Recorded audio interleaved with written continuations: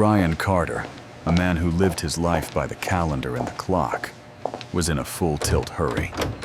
He navigated the sterile, echoing hallways of St. Jude's Hospital with practiced efficiency. A bouquet of aggressively cheerful sunflowers, feeling entirely too bright in his grip. He checked the number his buddy, Michael, had texted him, 3114, and nudged the door open with his elbow. The room he stepped into wasn't just silent. It was breathtakingly empty. A woman lay still on the bed. I don't know if I can read it. A heartbreaking sketch of a person against the stark white canvas of the sheets. Her face, so pale it nearly matched the pillowcase, was framed by dark hair spread out like spilled ink. An IV pump and a solitary monitor pulsed softly, a mechanical rhythm keeping time in the void. Ryan's controlled world momentarily stuttered. This wasn't Michael. This wasn't even a man. He stood frozen, instantly registering the profound loneliness of the space. What truly hit him, right in the gut, was the sheer abandonment. No cheesy balloon-laden, get-well-soon offerings. No half-finished magazine. No worn jacket draped over the visitor's chair. No one was holding a vigil. She was utterly alone, adrift in a sea of medical machinery. Ryan was a man who prized order, who meticulously avoided emotional clutter, especially in places that smelled this strongly of ghosts and disinfectant. He should have backed out immediately, muttered a quick, embarrassed apology, and found the correct room. That was the logical move. Instead, he looked down at the bouquet in his hand. They were vibrant, almost arrogant in their sunniness, entirely mismatched for the solemnity of this place. He approached the bedside table quietly, reverently. He laid the sunflowers down, making no sound, performing a sacred, unplanned ritual of kindness. Then, without a backward glance, Ryan slipped out, closing the door on the silent woman he now knew only as a devastating absence. He found Michael 2 doors down, traded 20 minutes of pointedly trivial small talk, ball scores and the nightmare traffic on the 405. But the silence of the wrong room had dug its hooks into him, a relentless snag in the tight fabric of his carefully constructed life. He tried to shake off the image, told himself it was just a blip on the radar he'd forget by morning. He didn't. 3 days later, Ryan was inexplicably back in the hospital parking lot, telling himself it was pure, dumb curiosity. He walked the 3rd-floor corridor with a deliberate pace, attempting to look nonchalant. As he passed room 314, he risked a glance through the small window. The sunflowers were spent now, drooping sadly, their heads bowed. But they were still there. And the woman, Lily Anderson, he would soon learn, was awake, staring blankly at the acoustic tiles above her head. He kept walking, heading straight for the elevator. His hand hovered over the lobby button when a monumental, visceral shift happened deep within his chest. It wasn't simple pity, which he was a master at compartmentalizing. This was raw, crushing recognition. It slammed into him like a semi-truck carrying a lifetime of sorrow. He was vividly reminded of sitting alone in his own desolate kitchen 3 years prior, after his wife's funeral, the house sickeningly quiet, wishing, praying that someone, anyone, had remembered him enough to leave a single, lonely token. He turned abruptly, abandoning the elevator. He marched to the nurse's station, his face a sudden, earnest plea. He found a kind-eyed nurse, Dorothy, who seemed to read the heavy question in his eyes before he could even ask it. "The woman in 314, Ryan said, his voice unexpectedly rough. "Can you tell me about her?" Dorothy softened, leaning in, her voice carrying the solemn weight of unavoidable tragedy. "That's Lily Anderson," she whispered. "Stage 3 lymphoma. She's been fighting hard. Her prognosis is uncertain. But she's still here, bless her heart." Ryan didn't immediately start the engine.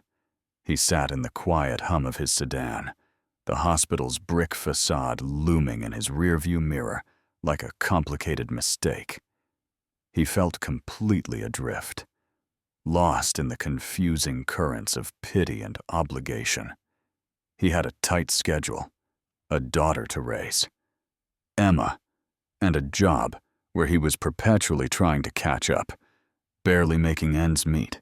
He simply didn't have the bandwidth, the precious emotional real estate, for someone else's profound tragedy. But that evening, after Emma was tucked in, and the house settled into a familiar, safe stillness, Ryan found himself rooted at the worn kitchen table. He didn't pick up the remote. He picked up a pen. He began scrawling a list of small things that were utterly insignificant to the bustling world outside, but which might hold a sliver of meaning for a soul locked away in isolation. The next day, he started his quiet mission. First, he brought a book, a well-loved paperback thriller he'd read twice. It was a tangible piece of his own life, carefully chosen, a gentle whisper of the normal world. He gave it to Dorothy, avoiding eye contact, and insisted she just leave it on the bedside table. The day after that, he chose a small, vibrant, potted succulent, something that defiantly refused to die quickly like cut flowers. Steadfast, stubborn, alive. Then came a luxuriously soft gray fleece blanket, a comforting weight, a tangible piece of quiet care. Finally, he brought a scenic card depicting the sweeping expanse of the Montana mountains, left deliberately blank inside. He never lingered. He never spoke his name. He didn't want acknowledgement or praise. He just wanted Lily to know, deep in her weary bones, that she wasn't invisible, that somebody, somewhere, was holding her in the light.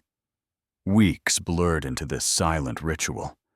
Ryan started recognizing the shifts, the staff, and they began recognizing him.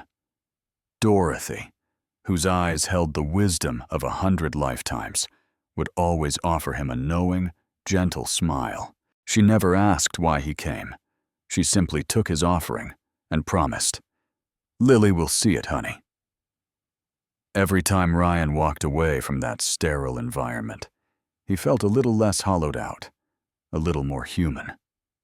Then, one brisk afternoon, Dorothy intercepted him right as he was making his swift exit.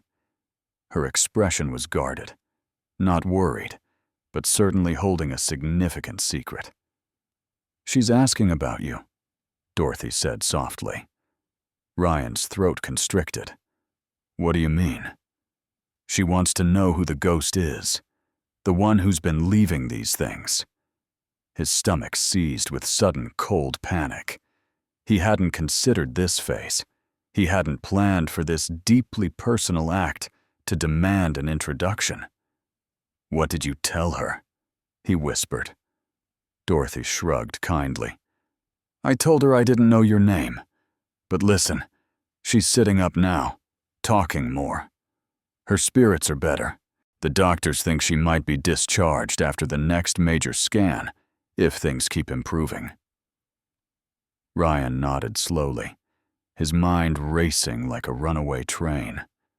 Part of him desperately wanted to vanish into the suburban landscape, to protect his carefully built, safe life. The other part, the nascent, reckless part he tried fiercely to ignore, yearned to meet the woman who occupied his thoughts, to see if the reality matched the fragile image he had constructed.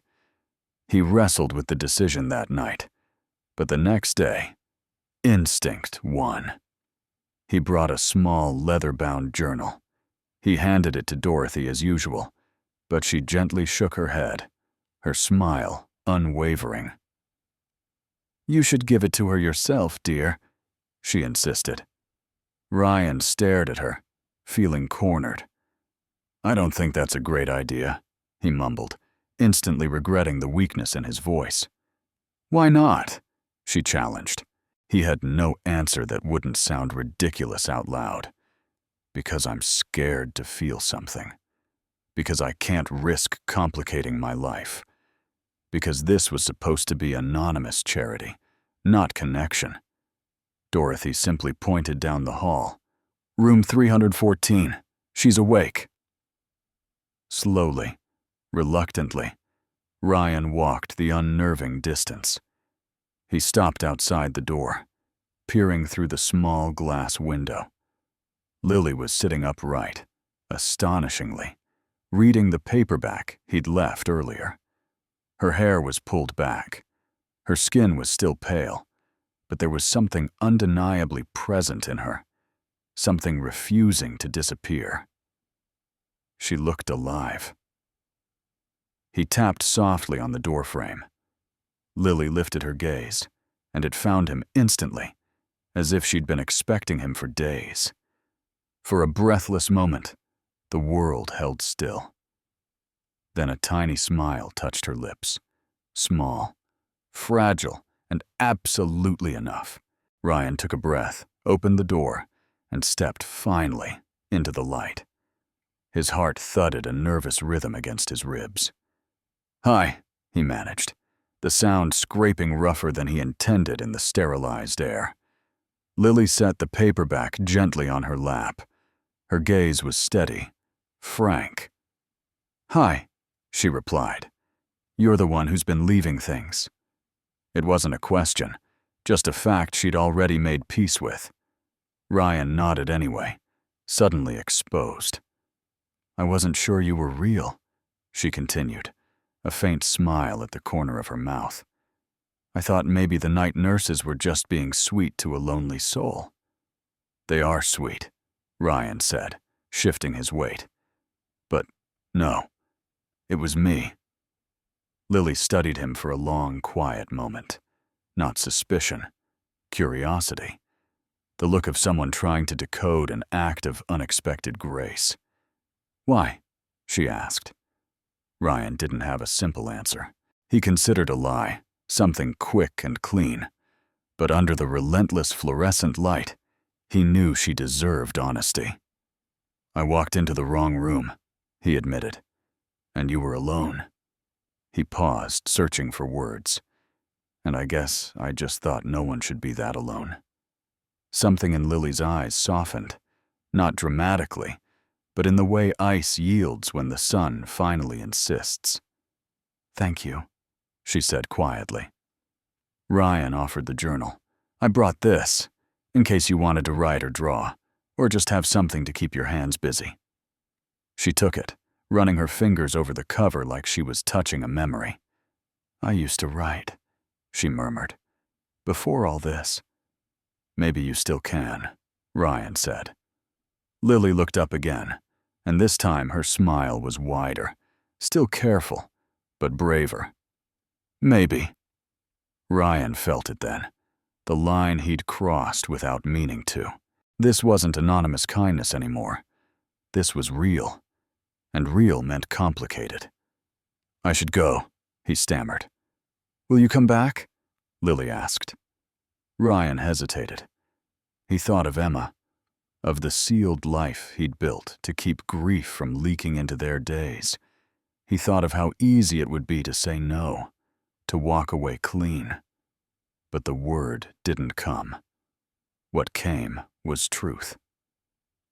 "Yeah," he said, meeting her eyes. "I'll come back." And he did. Ryan returned the very next afternoon. He tried to tell himself it was merely a courtesy call, a responsible check-in. But when he stepped into her room and saw the journal open on her lap, He realized with dizzy clarity that he had been looking forward to this. That realization terrified him. "You came back," Lily observed. "I said I would," Ryan replied, hovering near the door. The chair by her bedside felt too intimate, too close for a relationship built on accident. "You can sit down," Lily said, as if reading his mind. "I don't bite." Ryan sat. The room seemed to contract around them. The machines hummed. The air conditioning cycled overhead. Lily closed the journal and set it aside delicately. "I started writing again," she confessed. "Just a little. I forgot how much I missed it." "What do you write about?" Ryan asked. Lily glanced toward the window at the distant, indifferent skyline. "Small things. The way morning light hits the far wall. The rhythm of delivery trucks down below. Things that remind me I'm still here." Ryan nodded. He understood forced noticing. After his wife died, he had counted the days by tiny details, as if the universe might prove it hadn't stopped. They talked easily for 20 minutes. Nothing heavy, nothing that demanded history. Lily asked about his job, and he told her about managing inventory at a warehouse. It paid the bills. She didn't pry. He was grateful. Over the following weeks, Ryan visited again and again. Lily grew stronger in visible increments. The staff grew quietly hopeful. Her next scans looked promising. The treatment was working. Ryan should have felt only joy. He did. But beneath it, dread pooled. When Lily walked out of this hospital, when this structure vanished, he feared the fragile thing they'd built would dissolve, leaving him standing alone in the wrong room once more. He didn't know how to hold a connection that had never been meant to exist. One afternoon, golden light slanting across the white walls, Lily asked the question he'd been carefully dodging. "Why don't you ever talk about you?" she said. "You talk about work, the weather, that dreadful cafeteria coffee, but the man sitting across from me, he's a mystery." Ryan shifted, caught. "There's not much to tell," he mumbled, already hating the cliché. "I don't believe that," Lily replied. Ryan stared at his hands that could assemble furniture, tie shoelaces, pack lunches, but couldn't always hold back grief. "I have a daughter," he said finally, the words tasting foreign. "Her name is Emma. She's 8. Lily's expression softened. "You're a dad." "Yeah." "And her mom?" The familiar tightness seized his chest. He drew a ragged breath. "She died 3 years ago. Cancer." Silence settled like something sacred. Lily didn't rush to fill it with platitudes. She just looked at him. The look of someone who knew what it meant to lose something irreplaceable. "That's why you were here that day," Lily said softly. "That's why you walked into the wrong room." Ryan nodded, unable to speak. "I was visiting a friend," he managed. "I don't come to hospitals unless I have to." "And yet you kept coming back," Lily said. Ryan couldn't tell her the full truth, that focusing on her survival had been a lifeline. For an hour, a few times a week, he could care about someone else's fight instead of drowning in his own. Lily reached for his hand, her fingertips brushing his skin. Brief, almost weightless, yet it anchored him. "Thank you," she whispered, "for staying." Ryan left that day feeling raw. He picked Emma up and took her to the playground. As she swung, telling him about spelling tests and the third-grade bully who'd tugged her braid, he listened, truly listened. Yet his mind drifted back to Lily, to that silent pact they were forming without language. That night, fear took root. He didn't visit the next day or the day after. He told himself he was busy, that Emma needed him, that he was getting too close to something dangerous. The truth was uglier. He was terrified of Hope. On the fourth day, Dorothy called. "She's asking for you," she said simply. "She noticed you stopped coming. I think she's worried you ghosted her." Guilt crushed him.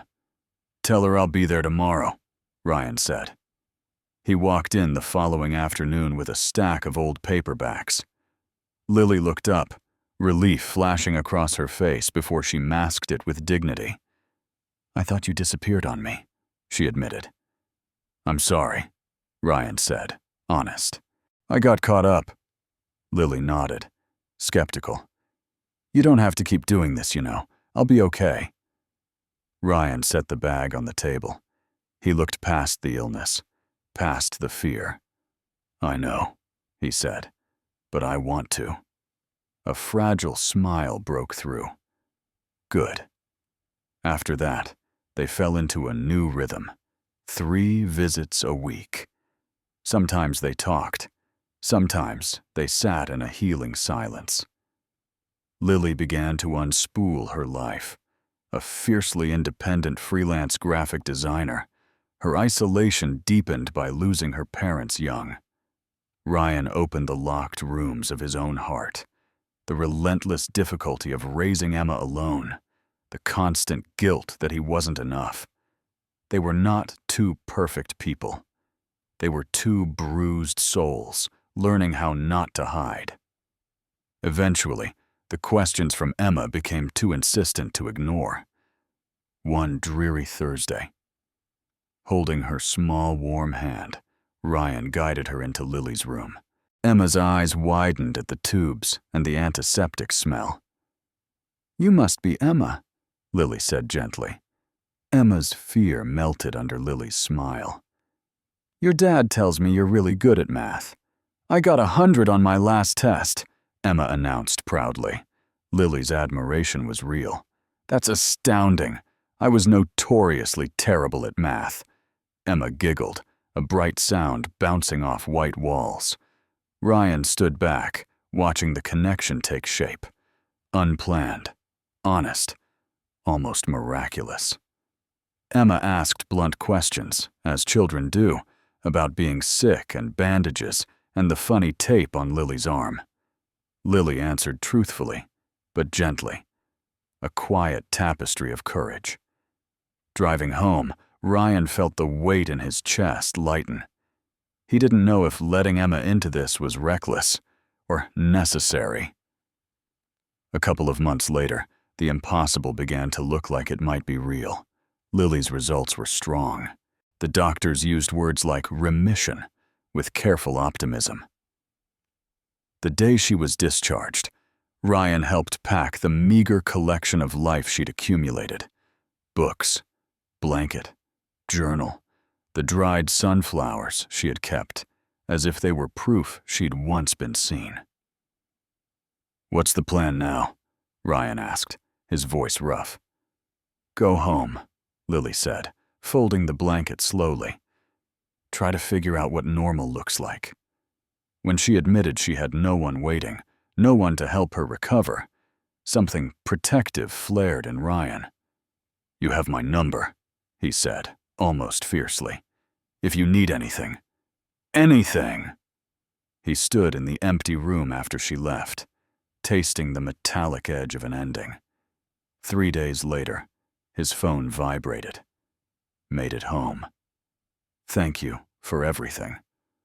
A week later, another text. Tentative. "Coffee?" Ryan typed yes before fear could argue. They met at a bustling cafe miles away from Antiseptic. Lily looked different. Healthier, eyes bright, hair loose in a soft ponytail. They talked for an hour about nothing and everything. Emma's school play, Lily's new freelance projects, the strange way life kept moving even after it tried to stop. Coffee became dinner. Dinner became a quiet kind of belonging. When Lily invited them over and Emma set the table, Ryan felt something he hadn't felt in years. Domestic completeness. Not perfect. Not guaranteed. Just present. And with every laugh, the old terror returned. He was beginning to love Lily. Deeply. And he knew, with chilling certainty, love always carried the threat of loss. His late wife's ghost lingered in every quiet corner. Opening his heart felt like betrayal.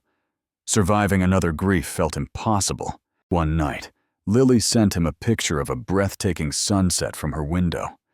Ryan replied with a thumbs-up emoji. He didn't call. He couldn't. Then Lily went quiet. 2 days of silence stretched like slow-motion nightmares. Ryan checked his phone every few minutes, watching the last thread blink like a warning. The fear wasn't sudden. It was familiar, the cold dread he'd sworn he'd buried. When Dorothy called, her voice strained and thin, Ryan already knew it wouldn't be small. "Lily's back in the hospital, honey," she whispered. The floor dropped out. A routine scan had flagged something. They needed more imaging. More waiting. More rooms where time became an enemy.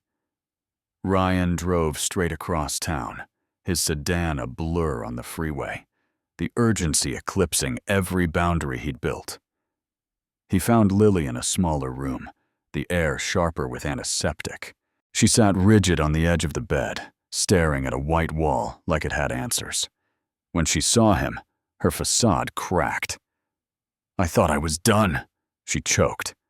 "I thought we made it to the clear." Ryan crossed the room and took her hand, deliberate and steady. He didn't offer platitudes. He offered presence. "I'm here," he said quietly. "I'm not going anywhere." Tears slid down her cheeks. "You shouldn't be here. You have to leave before this gets worse. I can't ask you to carry this." "You're not asking," Ryan said, shaking his head. "I'm choosing." The waiting stretched into 3 days. Ryan came every day. He brought Emma once. She sat cross-legged at the foot of Lily's bed, drawing purple horses, while Ryan read aloud from a dog-eared paperback Lily loved. They didn't speak about scans. They just existed together. On the 3rd afternoon, the doctor came in with a file and a calm smile. "The scans are clear," he said.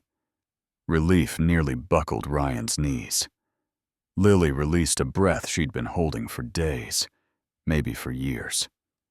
"It's scar tissue," the doctor explained. "A shadow from the original treatment. No new growth. You're still in remission." The doctor left them in the quiet aftermath of survival. Ryan looked at Lily, expecting joy. But her expression was heavy, almost angry. "I can't keep doing this," she whispered. "Waiting for the next scare. Living like everything is just a countdown to the next test." Ryan understood that grip. "You don't have a choice," he said gently. "You just have to live anyway." Lily's eyes searched his. "Is that what you did?" Ryan looked down at their interwoven hands. "No," he admitted. "I shut down. For a long time. But I'm trying not to do that anymore." Lily squeezed his hand. "Because of me?" Ryan didn't hesitate. "Yeah," he said, voice thick. "Because of you." The ensuing months weren't a fairy tale. They were real. There were days when fear crept into Lily's chest like cold water. There were nights when Ryan retreated into silence, terrified of losing another love. But they fought that instinct. They learned to speak, awkwardly at first, then honestly. They learned that vulnerability wasn't weakness. It was a door you chose to open, even when your hands were shaking. Emma was the bright compass. She adored Lily. Lily bought her a professional sketchbook and taught her how to translate the world into shapes. They spent sunlit hours at the kitchen table, graphite scratching softly, while Ryan cooked dinner and tried not to ache at how right it all looked. One night after Emma fell asleep, Lily rested her head on Ryan's shoulder. "I've been thinking," she murmured. "About what?" Ryan's heart tightened. "About the future," Lily said. "I know this is fast, but I don't want to waste time pretending I don't know what I want." Ryan waited. "I want this," Lily said. "I want you. I want Emma. I want a life with you, however long I get." Ryan swallowed hard. "Are you asking me to marry you?" Lily smiled, a small, radiant miracle. "Maybe. Is that crazy?" "Probably," Ryan admitted. "But I don't care." They were married 3 months later in Ryan's backyard. A small gathering. A few friends. Dorothy standing off to the side, eyes wet with joy, like someone witnessing a promise finally kept. Emma wore a brilliant yellow dress and held a miniature bouquet of sunflowers with fierce devotion. Sunflowers, like a circle closing gently where it had begun. There was no grand performance, just 2 people choosing each other in front of the people who mattered. When the officiant asked, Ryan said, "I do," without hesitation. Lily said, "I do," with tears shining in her eyes. Emma clapped so loudly that everyone laughed. Later, cake on paper plates, grass under their feet. Lily leaned into Ryan's shoulder. "I never thought I'd get this," she whispered. "Me neither," Ryan said. "Do you think it'll last?" Lily asked, the old fear surfacing like a shadow. Ryan looked at her, steady. "I think we'll fight for it," he said, "and that's enough." He held her tight. He didn't know if they had 50 years or 5, but he knew, with breathtaking clarity, that walking into the wrong hospital room had been the best mistake of his life. Because sometimes the wrong door is the only door that leads you back to living. And sometimes love isn't perfect timing. It's choosing to stay. As the sun sank low, casting long golden shadows across the yard, Ryan watched his daughter and his wife laugh together over the last streaks of frosting. A stillness settled in his chest, not certainty, not guarantees, just the quiet knowledge that he was no longer alone. And that was enough.